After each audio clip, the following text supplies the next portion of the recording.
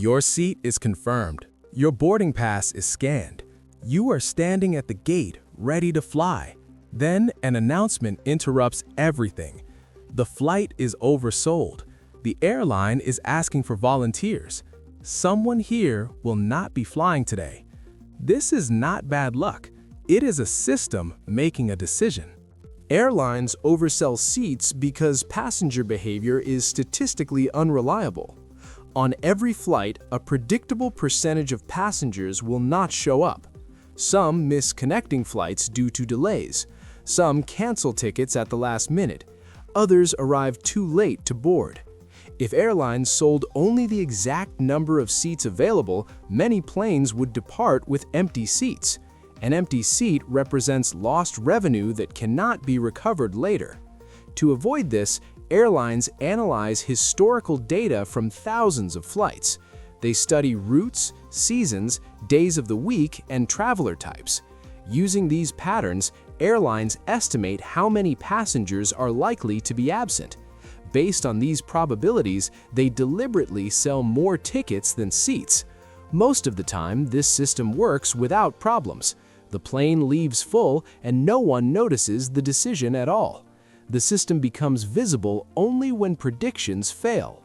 The overselling problem becomes real at the boarding gate.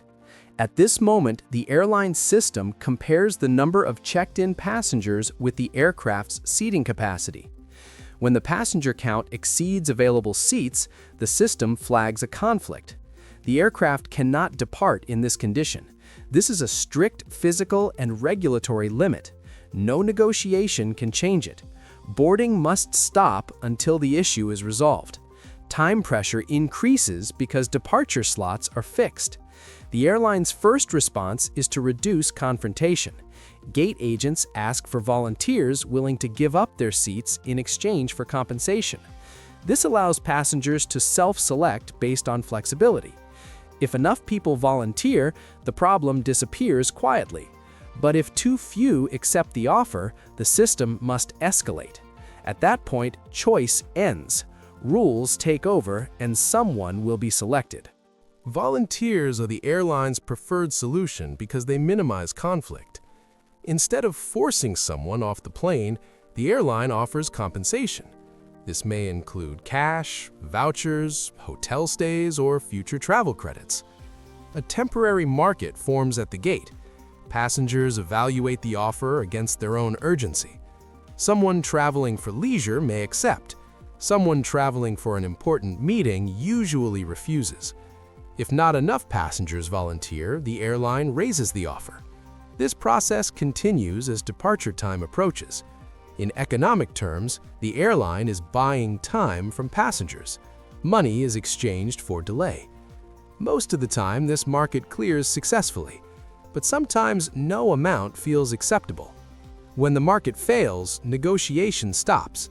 The system switches from voluntary choice to enforced selection.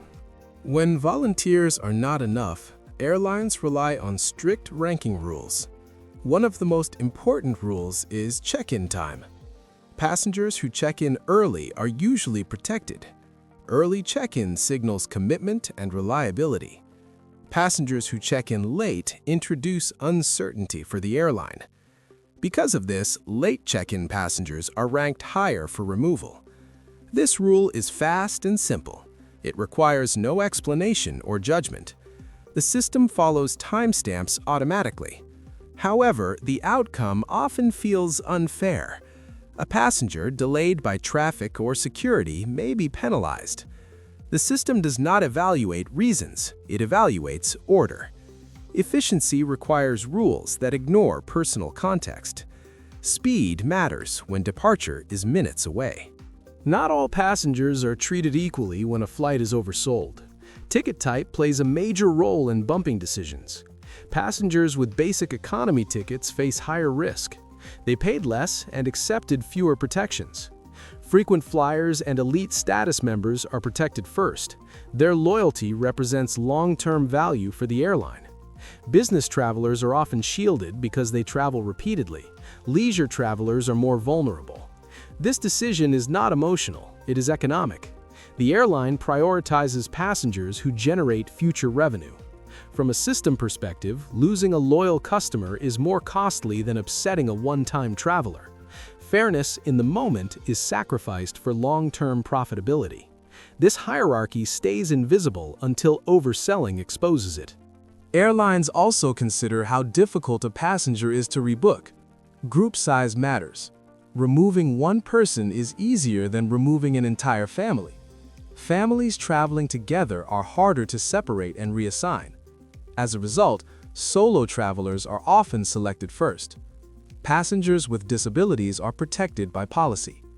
Unaccompanied minors are protected by law. Crew members repositioning for future flights are also protected. Each protection reduces flexibility. The airline is solving a constrained optimization problem under time pressure. The goal is not to identify the least important person. It is to remove the passenger who causes the smallest disruption. Operational cost matters more than emotion. The decision feels personal, but it is structural. When all rules are applied, a final decision is made. One passenger is involuntarily denied boarding. Compensation becomes mandatory. Rebooking options are offered, but the emotional impact is severe. Being removed publicly feels humiliating. From the system's perspective, the problem is solved. The aircraft can now depart legally. From the passenger's perspective, trust is broken. This moment exposes the gap between logic and experience. The decision followed rules exactly as designed, but rules do not protect dignity. Operational success comes at a personal cost. The system moves on. The passenger absorbs the loss.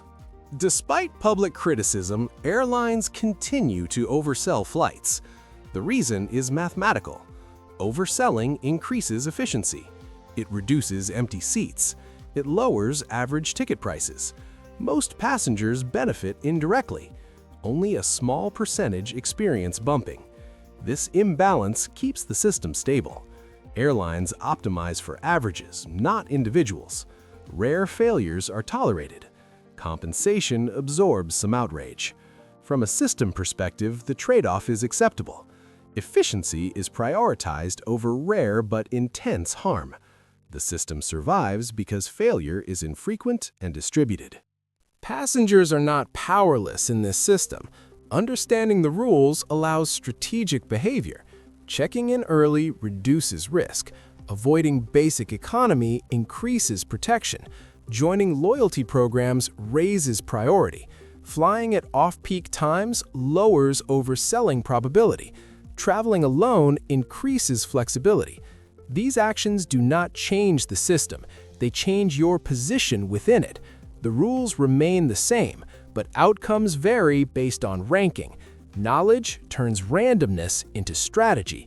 You are not escaping the system, you are navigating it more effectively. Airlines do not bump passengers emotionally. They do it structurally. Every decision combines probability, revenue, legal rules, and operational constraints. Time pressure compresses the process. The system chooses the outcome that causes the least operational damage. Not the kindest outcome, not the fairest outcome, the least costly one. If you are bumped, it is not personal. It means the system calculated that your removal caused the smallest ripple effect. This is how large-scale systems behave. They optimize outcomes, not experiences. Understanding this does not make the experience pleasant, but it explains why the decision was made. When a flight is oversold, someone pays the cost. Not randomly, not emotionally, but by design. That is how efficiency decides who flies and who waits.